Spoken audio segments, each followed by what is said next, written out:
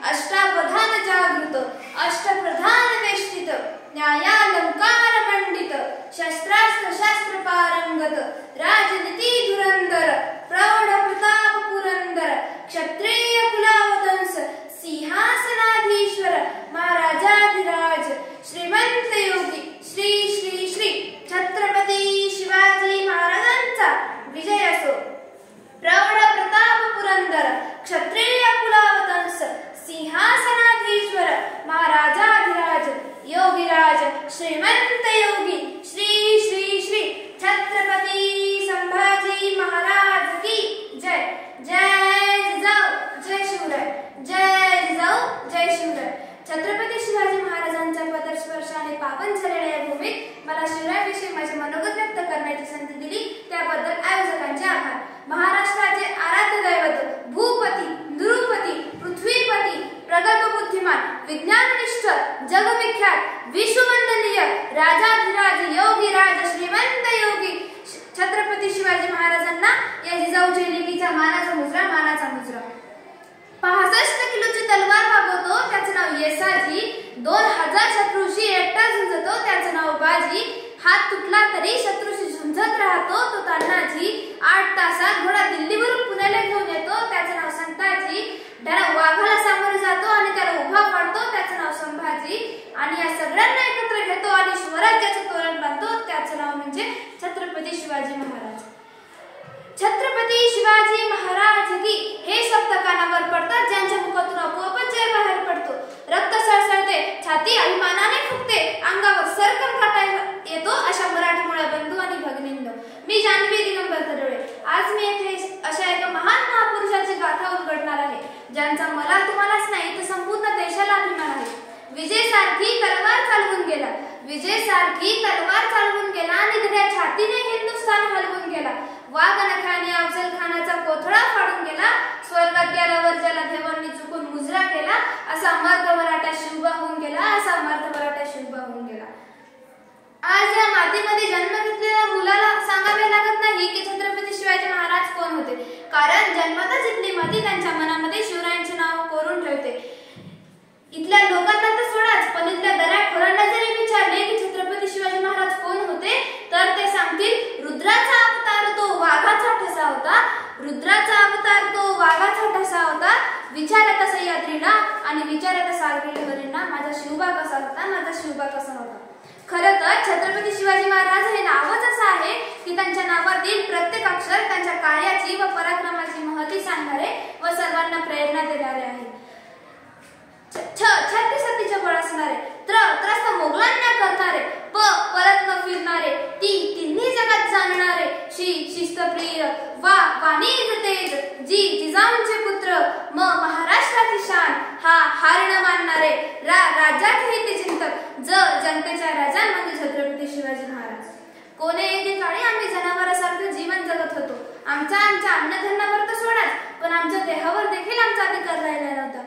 इथल्या मंदिरातील देव तर दूरच, इथले माणसं सुद्धा सुरक्षित राहिले नव्हते। याच दरम्यान सिंदखेडचे राजे लखुजी जाधव यांची कन्या म्हणजे साक्षात दुर्गा भवानी रणचंडी कशी जिजाऊ यांचा विवाह तोडीसतोड निजामशहाचे थोर सरदार मालोजीराजे भोसले यांचे सुपुत्र शहाजीराजे भोसले यांच्याशी झाला। त्यावेळी महाराष्ट्रात 5 सुलतानी सत्ता राज्य करीत होत्या। महाराष्ट्राचे मोठे नुकसान व्हायचे, मराठा सैनिक नाहक होऊन मारले जायचे। अशा या परिस्थितीत महाराष्ट्राच्या भूमीला हवा होता एक झंकार, धगमगता पेटता अंगात। अखेर ती वेळ आली आणि सह्याद्रीची गर्जना झाली। फाल्गुन वैद्य तृतीय शके 1551, 19 फेब्रुवारी 1630 रोजी जिजाऊची पुण्याई आली होती फळाला, कारण जनतेचा पोशिंदा राजा शिवबा जन्मला, अरे माझा राजा जन्मला, माझा शिवबा जन्मला, दीनदलितांचा कैवारी जन्मला, दुष्टांचा संवारी जन्मला, अरे माझा राजा जन्मला, माझा शिवबा जन्मला। शिवबांचा जन्म झाला आणि गेल्या कित्येक वर्षापासून अंधारात झगपडणाऱ्या या महाराष्ट्राच्या माथ्यावर जणू प्रकाशाचे किरण पसरू लागले। शिवराय जिजामातेच्या संस्काराखाली हळूहळू वाढू लागले। जिजाऊंनी शिवबांना सत्यासाठी व न्यायासाठी लढायला शिकवले। जर कोणी चुकत असेल तर त्याला सत्याची वाट दाखवा, आणि आणि जर कोणी नडत असेल तर त्याला मराठ्याची जात दाखवा, मराठ्याची जात दाखवा, अशी शिकवण जिजाऊंकडून शिवरायांना मिळत गेली. भोळ्या भाबड्या जनतेला गुलामगिरीतून मुक्त करण्याचा उद्देश शिवरायांसमोर ठेवला आणि म्हणूनच म्हणावेसे वाटते, थोर तुमचे कर्म जिजाऊ उपकार कधी ना फिटणार, थोर तुमचे कर्म जिजाऊ उपकार कधी ना फिटणार, चंद्र सूर्य असेपर्यंत नाव तुमचे न मिटणार, नाव तुमचे न मिटणार. अशा या वीर मातेने घडविलेला कसा असेल तो पुत्र, कसा असेल तो राजा, कसे असेल ते राज्य आणि कसे असतील ते छत्रपती.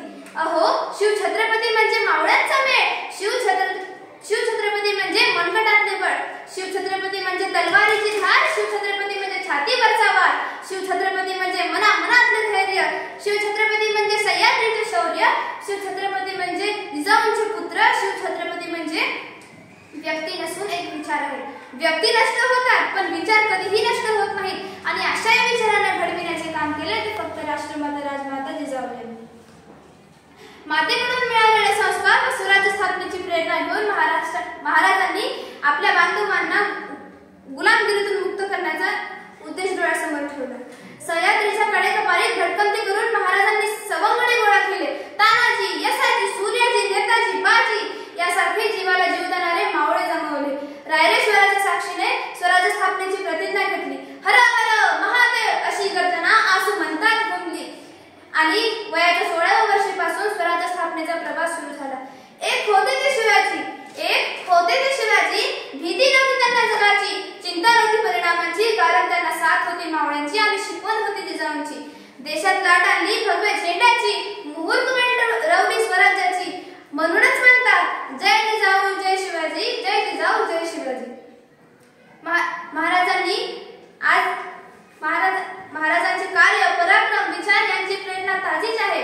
आज 350 वर्ष उलटूनही महाराजांचे कार्य, विचार, प्रेरणा यांचे विचार ताजेच आहे.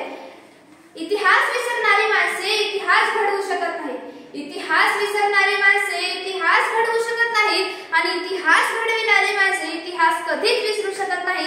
हाही एक इतिहासच आहे. निरक्षर मराठ्यांचा इतिहास सुवर्ण अक्षरांनी लिहून ठेवावा इतका तेजस्वी आणि ओजस्वी इतिहास शिवरायांनी याच मातीत घडविला.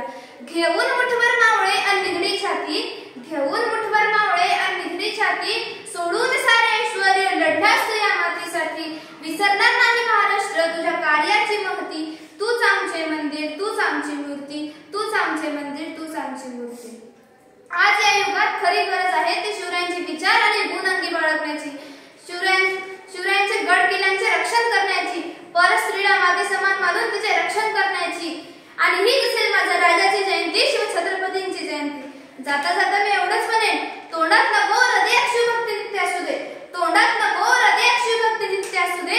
शिवशाहीची सारी तत्वे वागण्यातून तुझ्या दिसू दे, शिवशाहीची सारी तत्वे वागण्यातून तुझ्या दिसू दे. एवढे बोलून मी माझे छोटेसे भाषण संपविते. जय हिंद, जय भारत.